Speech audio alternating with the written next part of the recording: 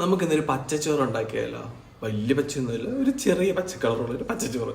അതായത് നമ്മുടെ മുരിങ്ങയിലയില്ലേ, മുരിങ്ങയിലയും കുറച്ച് കിടിപിടി സാധനങ്ങളൊക്കെ ഇട്ടിട്ട് ഭയങ്കര ഹെൽത്തിയാണ് കേട്ടോ. ഹെൽത്തി ആയിട്ട് ഉണ്ടാക്കി കഴിക്കാൻ പറ്റുക.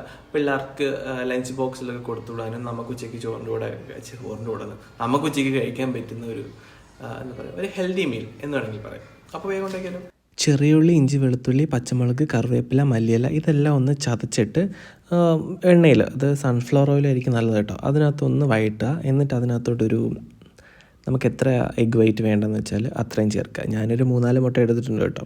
അതും ഇട്ടു. അതിനുശേഷം നന്നാക്കി വെച്ചിരിക്കുന്ന മുരിങ്ങയിലയില്ലേ, ഇതാണ് നമ്മുടെ ഇന്നത്തെ ഹൈലൈറ്റ്.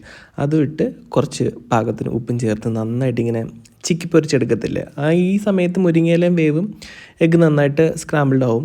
പിന്നെ അതിനുശേഷം ഞാൻ ഇട്ടത് ചുമ്മാ പിച്ചിപ്പറിച്ച് ഒന്ന് ഗ്രില്ല് ചെയ്തിട്ട പനീറാണ് കേട്ടോ, കുറച്ചുകൂടെ ഹെൽത്തി ആവാൻ വേണ്ടിയിട്ട്. പിന്നെ വേവിച്ച് വെച്ചിരിക്കുന്ന അരി, ഞാനിപ്പോൾ ബസ്മതി റൈസ് എടുത്തേക്കുന്നത്, അതും ഇട്ട് നന്നായിട്ട് മിക്സ് ചെയ്യുക. എന്നിട്ട് അങ്ങോട്ട് കഴിക്കുക. ശരിക്കും പറഞ്ഞാൽ ഈ ഒരു റൈസിന് കറിയുടെ ഒരാവശ്യമില്ല, വേണമെങ്കിൽ ഒരു അച്ചാർ തൊട്ട് നിൽക്കാം കേട്ടോ. പക്ഷേ ഭയങ്കര ഹെൽത്തിയാണ്, ഭയങ്കര എളുപ്പമാണ്. മുരിങ്ങയിലയുടെ ഗുണങ്ങളൊക്കെ അറിയാമല്ലോ. അപ്പോൾ ഉറപ്പായിട്ടും എല്ലാവരും ട്രൈ ചെയ്ത് നോക്കിയിട്ട് എങ്ങനെയുണ്ടെന്ന് വേഗം പറയണേ.